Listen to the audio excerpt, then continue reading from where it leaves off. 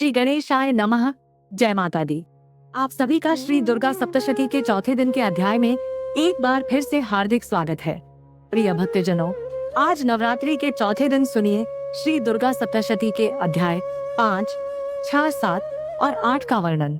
अब सुनिए श्री दुर्गा सप्तशती का 5वां अध्याय, जिसमें देवताओं द्वारा देवी की स्तुति, चंड मुंड के मुख से अंबिका के रूप की प्रशंसा सुनकर शुभ का उनके पास दूध भेजना और दूध के निराश लौटने का वर्णन है। अध्याय से पहले हम सभी माँ जगदम्बा का ध्यान करें, जो अपने कर कमलों में घंटा, शूल, हल, शंख, मूसल, चक्र, धनुष और बाण धारण करती हैं। शरद ऋतु के शोभा संपन्न चंद्रमा के समान जिनकी मनोहर कांति है, जो तीनों लोकों की आधारभूता और शुभ आदि दैत्यों का नाश करने वाली है, तथा गौरी के शरीर से जिनका प्राकट्य हुआ है, उन महासरस्वती देवी का मैं निरंतर भजन करती हूँ। मार्कंडेय ऋषि कहते हैं, पूर्व काल में शुंभ निशुंभ नामक असुरों ने अपने बल के घमंड में आकर शशिपति इंद्र के हाथ से तीनों लोकों का राज्य और यज्ञ भाग छीन लिए। वे ही दोनों सूर्य, चंद्रमा, कुबेर, यम और वरुण के अधिकार का भी उपयोग करने लगे। वायु और अग्नि का कार्य भी वे ही करने लगे। उन दोनों ने सब देवताओं को अपमानित, राज्य भ्रष्ट, पराजित और अधिकारहीन करके स्वर्ग से निकाल दिया। उन दोनों महान असुरों से तिरस्कृत देवताओं ने अपराजिता देवी का स्मरण किया और सोचा, जगदम्बा ने हम लोगों को वर दिया था कि आपत्ति काल में स्मरण करने पर मैं तुम्हारी सब आपत्तियों का तत्काल नाश कर दूंगी। यह विचार कर देवता गिरिराज हिमालय पर गए और वहाँ भगवती विष्णु माया की स्तुति करने लगे। तब देवता बोले, देवी को नमस्कार है, महादेवी शिवा को सर्वदा नमस्कार है, प्रकृति एवं भद्रा को नमस्कार है। हम लोग नियम पूर्वक जगदम्बा को नमस्कार करते हैं। रौद्रा को नमस्कार है, नित्या गौरी एवं धात्री को बारंबार नमस्कार है। ज्योत्नामय चंद्र रूपणी एवं सुख स्वरूपा देवी को सतत प्रणाम है। शरणागतों का कल्याण करने वाली वृद्धि एवं सिद्धि रूपा देवी को हम बारंबार नमस्कार करते हैं। नैऋति राजाओं की लक्ष्मी तथा शर्वाणी स्वरूपा आप जगदम्बा को बार बार नमस्कार है। दुर्गा दुर्गापारा सारा सर्वकारिणी ख्याति कृष्णा और धूम्रा देवी को सर्वदा नमस्कार है। अत्यंत सौम्य तथा अत्यंत रौद्र रूपा देवी को हम नमस्कार करते हैं। उन्हें हमारा बारंबार प्रणाम है। जगत की आधारभूता कृति देवी को बारंबार नमस्कार है। जो देवी सब प्राणियों में विष्णु माया के नाम से कही जाती है, उनको नमस्कार, उनको नमस्कार, उनको बारंबार नमस्कार है।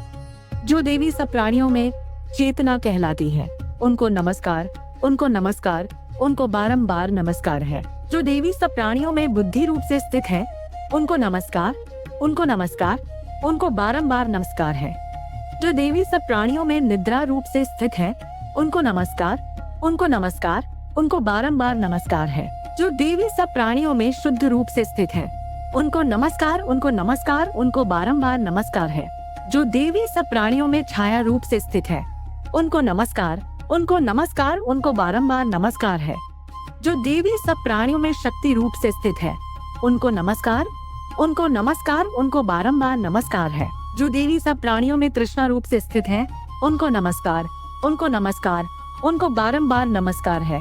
जो देवी सब प्राणियों में शांति रूप से स्थित है, उनको नमस्कार, उनको नमस्कार, उनको बारंबार नमस्कार है। जो देवी सब प्राणियों में जाति रूप से स्थित है, उनको नमस्कार, उनको नमस्कार, उनको बारंबार नमस्कार है। जो देवी सब प्राणियों में लज्जा रूप से स्थित है, उनको नमस्कार, उनको नमस्कार, उनको बारंबार नमस्कार है। जो देवी सब प्राणियों में शांति रूप से स्थित है, उनको नमस्कार, उनको नमस्कार, उनको बारंबार नमस्कार है। जो देवी सब प्राणियों में श्रद्धा रूप से स्थित है, उनको नमस्कार, उनको नमस्कार, उनको बारंबार नमस्कार है। जो देवी सब प्राणियों में कांत रूप से स्थित है, उनको नमस्कार, उनको नमस्कार, उनको बारंबार नमस्कार है। जो देवी सब प्राणियों में लक्ष्मी रूप से स्थित है, उनको नमस्कार, उनको नमस्कार, उनको बारंबार नमस्कार है। जो देवी सब प्राणियों में वृत्ति रूप से स्थित है, उनको नमस्कार, उनको नमस्कार, उनको बारंबार नमस्कार है। जो देवी सब प्राणियों में स्मृति रूप से स्थित है, उनको नमस्कार, उनको नमस्कार, उनको बारंबार नमस्कार है। जो देवी सब प्राणियों में दया रूप से स्थित है, उनको नमस्कार, उनको नमस्कार, उनको बारंबार नमस्कार है। जो देवी सब प्राणियों में तुष्टि रूप से स्थित है, उनको नमस्कार, उनको नमस्कार, उनको बारंबार नमस्कार है।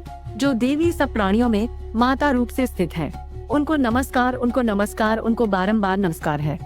जो देवी सब प्राणियों में भ्रांति रूप से स्थित है, उनको नमस्कार, उनको नमस्कार, उनको बारंबार नमस्कार है। जो जीवों के इंद्रिय वर्ग की अधिष्ठात्री देवी एवं सब प्राणियों में सदा व्याप्त रहने वाली है, उन व्याप्ति देवी को बारंबार नमस्कार है।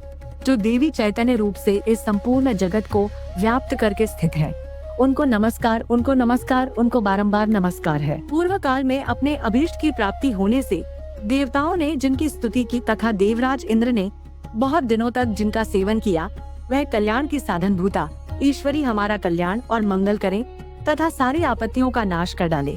उदंड दैत्यों से हटाए हुए हम सभी देवता जिन परमेश्वरी को इस समय नमस्कार करते हैं तथा जो भक्ति से विनम्र पुरुषों द्वारा स्मरण की जाने पर तत्काल ही संपूर्ण विपत्तियों का नाश कर देती है, वे जगदम्बा हमारा संकट दूर करे।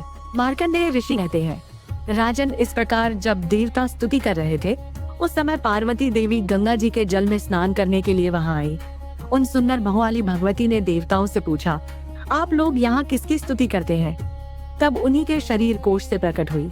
शिवा देवी बोली, शुभ दैत्य से तिरस्कृत और युद्ध में निशुभ से पराजित हो यहाँ एकत्रित हुए यह समस्त देवता यह मेरी ही स्तुति कर रहे हैं। पार्वती जी के शरीर कोश से अंबिका जी का प्रादुर्भाव हुआ था, इसलिए वे समस्त लोकों में कौशिकी कही जाती है। कौशिकी के प्रकट होने के बाद पार्वती देवी का शरीर काले रंग का हो गया, इसलिए वे हिमालय पर रहने वाली कालिका देवी के नाम से विख्यात हुई।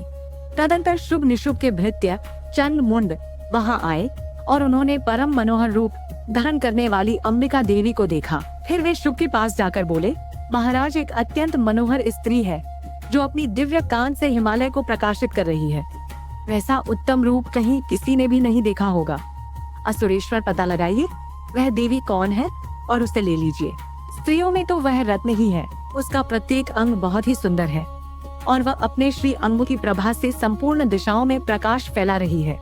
दैत्यराज, अभी वह हिमालय पर ही मौजूद है, आप उसे देख सकते हैं। प्रभु, तीनों लोकों में मणि, हाथी और घोड़े आदि जितने भी रत्न हैं, वे सब इस समय आपके घर में शोभा पाते हैं। हाथियों में रत्नभूत ऐरावत, ये पारिजात का वृक्ष और ये उच्च श्रवा घोड़ा, ये सब आपने इंद्र से ले लिया है। हंसों से जुता हुआ ये विमान भी आपके आंगन में शोभा पाता है। ये रत्नभूत अद्भुत विमान जो पहले ब्रह्मा जी के पास था, अब आपके यहाँ लाया गया है। ये महापद्म नामक निधि आप कुबेर से छीन लाए हैं। समुद्र ने भी आपको किंजलकिनी नाम की माला भेंट की है, जो केसरों से सुशोभित है और जिसके कमल कभी कुमलाते नहीं हैं। स्वर्ण की वर्षा करने वाला वरुण का छत्र भी आपके घर में शोभा पाता है और यह श्रेष्ठ रथ जो पहले प्रजापति के अधिकार में था, अब आपके पास मौजूद है। दैतेश्वर मृत्यु की उत्क्रांतिदा नाम वाली शक्ति भी आपने छीन ली है और वरुण का पाश तथा समुद्र में होने वाले सब प्रकार के रत्न आपके भाई निशुभ के अधिकार में है। अग्नि ने भी स्वतः शुद्ध किए हुए 2 वस्त्र आपकी सेवा में अर्पित किए हैं। दैत्यराज, इस प्रकार सभी रत्न आपने एकत्रित कर लिए हैं। फिर जो यह स्त्रियों में रत्न स्वरूप कल्याणमय देवी है, इसे आप क्यों नहीं अपने अधिकार में कर लेते? मार्कंडेय ऋषि कहते हैं, चंडमुंड का यह वचन सुनकर शुंभ ने महादैत्य सुग्रीव को दूत बनाकर देवी के पास भेजा और कहा, तुम मेरी आज्ञा से उसके सामने यह बातें कहना और ऐसा उपाय करना जिससे प्रसन्न होकर वह शीघ्र ही यहाँ चली आए। वह दूत पर्वत के अत्यंत रमणीय प्रदेश में जहाँ देवी मौजूद थी गया और मधुर वाणी में कोमल वचन बोला। दूत कहने लगा, देवी दैत्यराज शुभ इस समय तीनों लोकों के परमेश्वर हैं। मैं उन्हीं का भेजा हुआ दूत हूँ और यहाँ तुम्हारे ही पास आया हूँ। उनकी आज्ञा सदा सब देवता एक स्वर से मानते हैं, कोई उसका उल्लंघन नहीं कर सकता। वे संपूर्ण देवताओं को परास्त कर चुके हैं। उन्होंने तुम्हारे लिए जो संदेश दिया है उसे सुनो। संपूर्ण त्रिलोकी मेरे अधिकार में है, देवता भी मेरी आज्ञा के अधीन चलते हैं। संपूर्ण यज्ञों के भागों को मैं ही पृथक पृथक भोगता हूँ। तीनों लोकों में जितने श्रेष्ठ रत्न हैं, वे सब मेरे अधिकार में हैं। देवराज इंद्र का वाहन ऐरावत जो हाथियों में रत्न के समान है, मैंने छीन लिया है। क्षीर सागर का मंथन करने से जो अश्वरत्न उच्च श्रवा प्रकट हुआ था, उसे देवताओं ने मेरे पैरों पर पड़कर समर्पित किया है। सुंदरी, उनके सिवा और भी जितने रत्नभूत पदार्थ देवताओं, गंधर्वों और नागों के पास थे, वे सब मेरे ही पास आ गए हैं। दीदी, हम लोग तुम्हें संसार की स्त्रियों में रत्न मानते हैं, इसलिए तुम हमारे पास आ जाओ, क्योंकि रत्नों का उपभोग करने वाले हम ही हैं। चंचल कटाक्षों वाली सुंदरी, तुम मेरे या मेरे भाई महापराक्रमी निशुंभ की सेवा में आ जाओ, क्योंकि तुम रत्न रूपा हो। मेरा वरण करने से तुम्हें तुलना रहित महान ऐश्वर्य की प्राप्ति होगी। अपनी बुद्धि से यह विचार कर तुम मेरी पत्नी बन जाओ।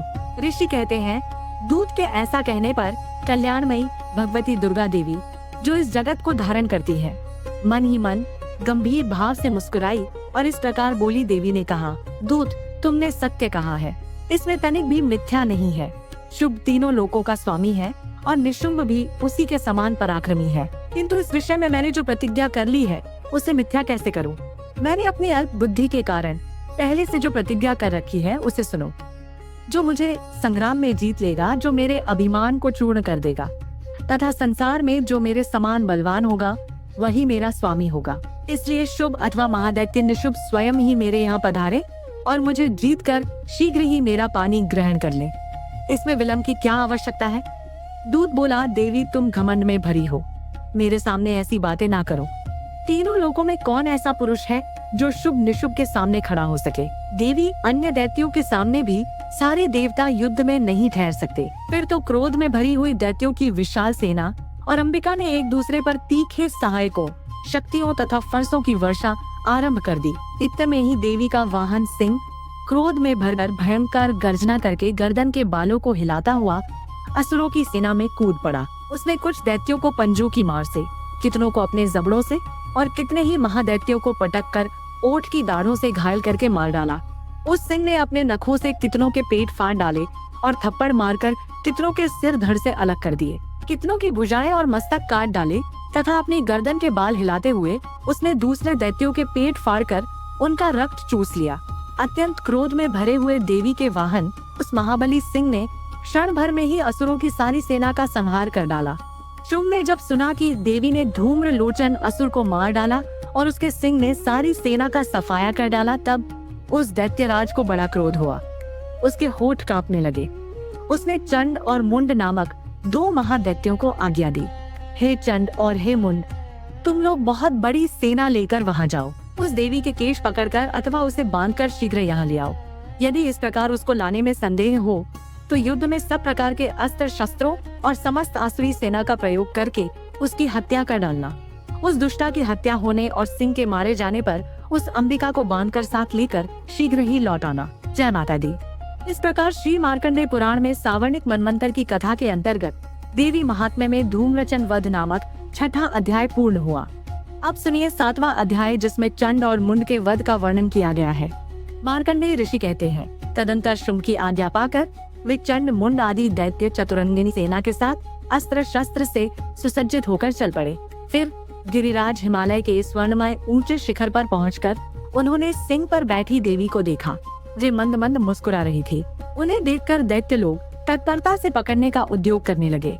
किसी ने धनुष तान लिया, किसी ने तलवार संभाली और कुछ लोग देवी के पास आकर खड़े हो गए। तब अंबिका ने उन शत्रु के प्रति बड़ा क्रोध किया। उस समय क्रोध के कारण उनका मुख काला पड़ गया, ललाट में भौहें टेढ़ी हो गई और वहाँ से तुरंत विकराल मुखी काली प्रकट हुई, जो तलवार और पाश लिए हुए थी। वे विचित्र खटवांग धारण किए और चीते के चर्म की साड़ी पहने नर मुंडों की माला से विभूषित थी। उनके शरीर का मांस सूख गया था, केवल हड्डियों का ढांचा था, जिससे वे अत्यंत भयंकर लगी थी। उनका मुख बहुत विशाल था। जीभ लपलपाने के कारण वे और भी डरावनी प्रतीत होती। उनकी आंखें भीतर को धंसी हुई और कुछ लाल थी। वे अपनी भयंकर गर्जना से संपूर्ण दिशाओं को गुंजा रही थी। बड़े बड़े दैत्यों का वध करती हुई वे कालिका देवी बड़े वेग से दैत्यों की उस सेना पर टूट पड़ी और सबको भक्षण करने लगी।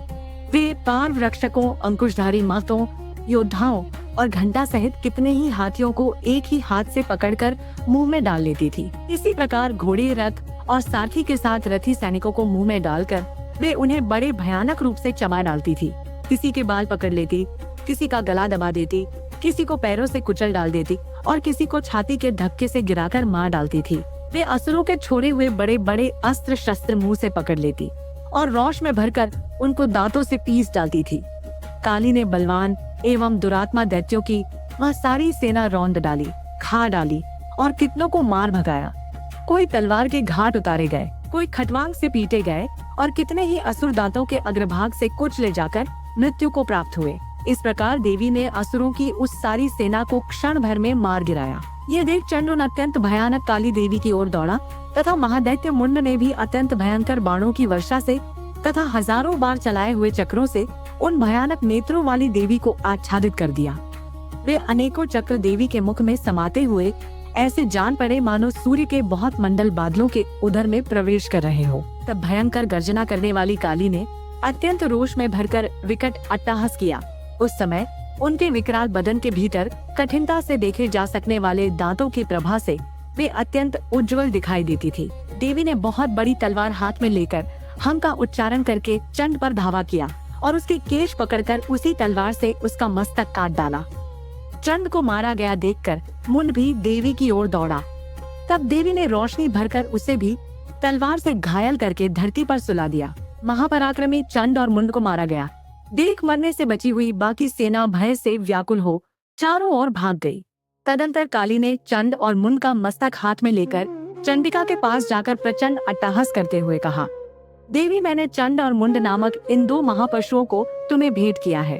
अब युद्ध यज्ञ में तुम शुभ और निशुभ का स्वयं ही वध करना। मार्कंडेय ऋषि कहते हैं, वहां लाए हुए उन चंड मुंड नामक महादैत्यों को देखकर कल्याणमयी चंडी ने काली से मधुर वाणी में कहा, देवी तुम चंड और मुंड को लेकर मेरे पास आई हो, इसलिए संसार में चामुंडा के नाम से अब तुम्हारी ख्याति होगी। जय माता दी।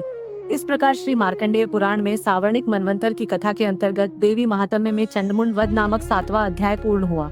अब सुनिए श्री दुर्गा सप्तशती का 8वां अध्याय, जिसमें रक्त बीज वध का वर्णन किया गया है। और अध्याय से पहले हम सब मिलकर माँ भगवती का ध्यान करें। मैं अणिमा आदि सिद्धि में किरणों से आवृत भवानी का ध्यान करती हूँ। उनके शरीर का रंग लाल है, नेत्रों में करुणा लहरा रही है तथा हाथों में पाश, अंकुश, बाण और धनुष शोभा पाते हैं। मार्कंडेय ऋषि कहते हैं, चंड और मुंड नामक दैत्यों के मारे जाने और बहुत सी सेना का संहार हो जाने पर दैत्यों के राजा प्रतापी शुभ के मन में बड़ा क्रोध हुआ और उसने दैत्यों की संपूर्ण सेना को युद्ध के लिए कूच करने की आज्ञा दी। वह बोला, आज उदयुद्ध नाम के 86 दैत्य सेनापति अपनी सेनाओं के साथ युद्ध के लिए प्रस्थान करें। कंबो नाम वाले दैत्यों के 84 सेनायक अपनी वाहिनी से घिरे हुए यात्रा करें। 50 कोटि वीर्य कुल के और 100 धौम्र कुल के असुर सेनापति मेरी आज्ञा से सेना सहित कच करें। कालक टौहरद, मौर्य और काल के असुर भी युद्ध के लिए तैयार हो, मेरी आज्ञा से तुरंत प्रस्थान करें। भयानक शासन करने वाला असुरराज शुभ इस प्रकार आज्ञा देकर सहस्त्रों बड़ी बड़ी सेनाओं के साथ युद्ध के लिए प्रस्थान कर गया। उसकी अत्यंत भयंकर सेना आती देख चंडिका ने अपने धनुष की टंकार से पृथ्वी और आकाश के बीच का भाग गूंजा दिया। तदंतर देवी के सिंह ने भी बड़े जोर जोर से दहाड़ना आरंभ किया। फिर अंबिका ने घंटे के शब्द से उस ध्वनि को और भी बढ़ा दिया। धनुष की डंकार, सिंह की दहाड़ और घंटे की ध्वनि से संपूर्ण दिशाएं गूंज उठी। उस भयंकर शब्द से काली ने अपने विकराल मुख को और भी बढ़ा लिया तथा इस प्रकार वे विजय नहीं हुई। उस तमुलनाद को सुनकर दैत्यों की सेनाओं ने चारों ओर से आकर चंडिका देवी, सिंह तथा काली देवी को क्रोधपूर्वक घेर लिया। मार्कंडेय ऋषि कहते हैं, राजन इसी बीच में असुरों के विनाश तथा देवताओं के अभ्युदय के लिए ब्रह्मा, शिव, कार्तिकेय, श्री विष्णु तथा इंद्र आदि देवों की शक्तियाँ जो अत्यंत पराक्रम और बल से संपन्न थी, उनके शरीरों से निकलकर उन्हीं के रूप में चंडिका देवी के पास गई। जिस देवता का जैसा रूप, जैसा वेशभूषा और जैसा वाहन है, ठीक वैसे ही साधनों से संपन्न हो, उसकी शक्ति असुरों से युद्ध करने के लिए आई। सबसे पहले हंसयुक्त विमान पर बैठी हुई अक्षसूत्र और कमंडल से सुशोभित ब्रह्मा जी की शक्ति उपस्थित हुई, जिसे ब्रह्माणी कहते हैं। महादेव जी की शक्ति वृषभ पर आरूढ़ होकर हाथों में श्रेष्ठ त्रिशूल धारण किए, महानाग का कंकड़ पहने, मस्तक में चंद्ररेखा से विभूषित हो वहां पहुंची। कार्तिकेय जी की शक्ति रूपा जगदम्बिका उन्हीं का रूप धारण किए श्रेष्ठ मयूर पर आरूढ़ होकर हाथों में शक्ति दैत्यों से युद्ध करने के लिए आई। इस प्रकार भगवान विष्णु की शक्ति गरुड़ पर विराजमान हो शंख, चक्र, गदा, सारंग, धनुष तथा खड्ग हाथ में लिए वहां आई। अनुपम यज्ञ वराह का रूप धारण करने वाले श्री हरि की जो शक्ति है, वह भी वराह शरीर धारण करके वहां उपस्थित हुई। नारसिंह की शक्ति भी नरसिंह के समान शरीर धारण करके वहां आई। उसकी गर्दन के बालों के झटके से आकाश के तारे बिखर पड़ते थे। इसी प्रकार इंद्र की शक्ति वज्र हाथ में लिए गजराज ऐरावत पर बैठकर आई। उसके भी सहस्त्र नेत्र थे। इंद्र का जैसा रूप है वैसा ही उसका भी था। तदंतर उन देव शक्तियों से घिरे हुए महादेव जी ने चंडिका से कहा, मेरी प्रसन्नता के लिए अब तुम शीघ्र ही इन असुरों का संहार करो। तब देवी के शरीर से अत्यंत भयानक और परम उग्र चंडिका शक्ति प्रकट हुई, जो सैकड़ों गीदड़ियों की भांति आवाज करने वाली थी। उस अपराजिता देवी ने धूमिल जटा वाले महादेव जी से कहा, भगवान आप शुभ निशुभ के पास दूत बनकर जाइए और उन अत्यंत गर्वीले दानव शुभ और निशुभ दोनों से कहिए। साथ ही उनके अतिरिक्त भी जो दानव युद्ध के लिए वहाँ उपस्थित हो, उनको भी यह संदेश दीजिए कि दैत्यों, यदि तुम जीवित रहना चाहते हो तो पाताल को लौट जाओ। इंद्र को त्रिलोकी का राज्य मिल जाए और देवता यज्ञ भाग्य का उपभोग करें। यदि बल के घमंड में आकर तुम युद्ध की अभिलाषा रखते हो तो आओ, मेरी शिवाय तुम्हारे कच्चे मांस से तृप्त हो, क्योंकि उस देवी ने भगवान शिव को दूत के कार्य में नियुक्त किया था, इसलिए वे शिवदूती के नाम से संसार में विख्यात हुई। वे महादैत्य भी भगवान शिव के मुंह से देवी के वचन सुनकर क्रोध में भर गए और जहाँ कात्यायनी विराजमान थी उस ओर बढ़े। तदंतर वे दैत्य अमर्ष में भरकर पहले ही देवी के ऊपर बाण, शक्ति और वृष्टि आदि अस्त्रों की वर्षा करने लगे। तब देवी ने भी खेल ही खेल में धनुष की टंकार की और उससे छोड़े हुए बड़े बड़े बाणों द्वारा दैत्यों के चलाए हुए बाण, शूल, शक्ति और फर्शों को काट डाला। फिर काली उनके आगे होकर शत्रुओं को शूल के प्रहार से विदर्ण करने लगी और खटवांग से उनका कचूमर निकालती हुई रणभूमि में विचरने लगी। ब्रह्माणी भी जिस ओर दौड़ती उसी ओर अपने कमंडल का जल छिड़क कर शत्रुओं के ओज और पराक्रम को नष्ट कर देती थी। माहेश्वरी ने त्रिशूल से तथा वैष्णवी ने चक्र से और अत्यंत क्रोध में भरी हुई कुमार कार्तिकेय की शक्ति से दैत्यों का संहार आरंभ किया। इन शक्ति के वज्र प्रहार से विदर्ण हो सैकड़ों दैत्य दानव रक्त की धारा बहाते हुए पृथ्वी पर सो गए। 12 ही शक्ति ने कितनों को अपनी थूथन की मार से नष्ट किया। दानों के अग्रभाग से कितनों की छाती छेद डाली और कितने ही दैत्य उसके चक्र की चोट से विदर्ण होकर गिर पड़े। नारसिंह भी दूसरे महादैत्यों को अपने नखों से विदर्ण करके खाती और सिनाद से दिशाओं और आकाश को गूंजाती हुई युद्ध क्षेत्र में विचरने मात्र गणों से पीड़ित दैत्यों को युद्ध से भागता देख रक्तबीज नामक महादैत्य क्रोध में भरकर युद्ध करने के लिए आया। उसके शरीर से जब रक्त की बूंदें पृथ्वी पर गिरती, तब उसी के समान शक्तिशाली एक दूसरा महादैत्य पृथ्वी पर पैदा हो जाता। महासुर रक्तबीज हाथ में गदा लेकर इंद्र शक्ति के साथ युद्ध करने लगा। तब इंद्री ने अपने वज्र से रक्तबीज को मारा। वज्र से घायल होने पर उसके शरीर से बहुत सा रक्त चूने लगा, जिससे उसी के समान रूप तथा पराक्रम वाले योद्धा उत्पन्न होने लगे। उसके शरीर से रक्त की जितनी बूंदें गिरी, उतने ही पुरुष उत्पन्न हो गए। वे सब रक्तबीज के समान ही वीर्यवान, बलवान तथा पराक्रमी थे। वे रक्त से उत्पन्न होने वाले पुरुष भी अत्यंत भयंकर अस्त्र शस्त्रों का प्रहार करते हुए वहाँ मात्र गणों के साथ घोर युद्ध करने लगे। पुनः वज्र के प्रहार से जब उसका मस्तक घायल हुआ, तब रक्त बहने लगा और उससे हजारों पुरुष उत्पन्न हो गए। वैष्णवी ने युद्ध में रक्तबीज पर चक्र का प्रहार किया और इंद्री ने उस दैत्य सेनापति को गदा से चोट पहुंचाई। वैष्णवी के चक्र से घायल होने पर उसके शरीर से जो रक्त बहा और उससे जो उसी के बराबर आकार वाले सहस्त्रों महादैत्य प्रकट हुए, उनके द्वारा संपूर्ण जगत व्याप्त हो गया। कौमारी ने शक्ति से, वाराही ने खड़ग से और माहेश्वरी ने त्रिशूल से महादैत्य रक्तबीज को घायल किया। क्रोध में भरे हुए उस महादैत्य रक्तबीज ने भी सभी मात्र शक्तियों पर पृथक पृथक प्रहार किया। शक्ति और शूल आदि से अनेक बार घायल होने पर जो उसके शरीर से रक्त की धारा पृथ्वी पर गिरी, उससे भी निश्चय ही सैकड़ों असुर उत्पन्न हो गए।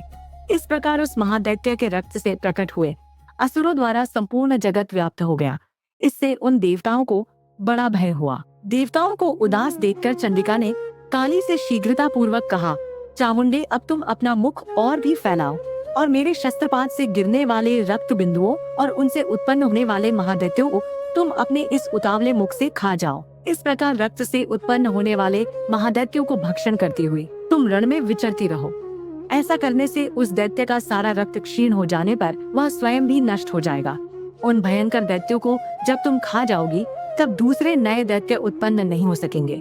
काली से ऐसा कहकर चंडिका देवी ने शूल से रक्तबीज को मारा और काली ने अपने मुख में उसका सारा रक्त ले लिया। तब उसने वहाँ चंडिका पर गदा से प्रहार किया, किंतु उस गदापात ने देवी को तनिक भी चोट नहीं पहुँचाई। रक्तबीज के घायल शरीर से बहुत सा रक्त गिरा किंतु जैसे ही वह गिरा वैसे ही चामुंडा ने उसे अपने विकराल मुख में ले लिया।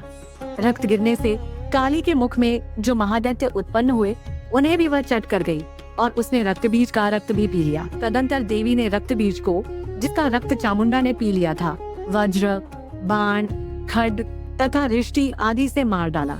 राजा ने इस प्रकार शस्त्रों के समुदाय से आहत और रक्तहीन हुआ महादैत्य रक्त बीज पृथ्वी पर गिर पड़ा। नरेश्वर, इससे देवताओं को अनुपम हर्ष की प्राप्ति हुई और मातृक उन असुरों के रक्तपान के मध्य से उद्धत सा होकर नृत्य करने लगा। जय माता दी। इस प्रकार श्री मार्कंडेय पुराण में सावर्णिक मनवंतर की कथा के अंतर्गत देवी महात्म्य रक्तबीज वध नामक 8वां अध्याय पूर्ण हुआ। इसके आगे के अध्याय आप कल की वीडियो में जरूर सुनिएगा। माँ दुर्गा से क्षमा प्रार्थना। हे परमेश्वरी, मेरे द्वारा रात दिन सहस्त्रों अपराध होते रहते हैं। अपनी भक्त समझकर मेरे उन अपराधों को आप कृपा पूर्वक क्षमा करो। हे परमेश्वरी, मैं आह्वान करना नहीं जानती, विसर्जन करना नहीं जानती तथा पूजा करने का ढंग भी नहीं जानती, मुझे क्षमा करो।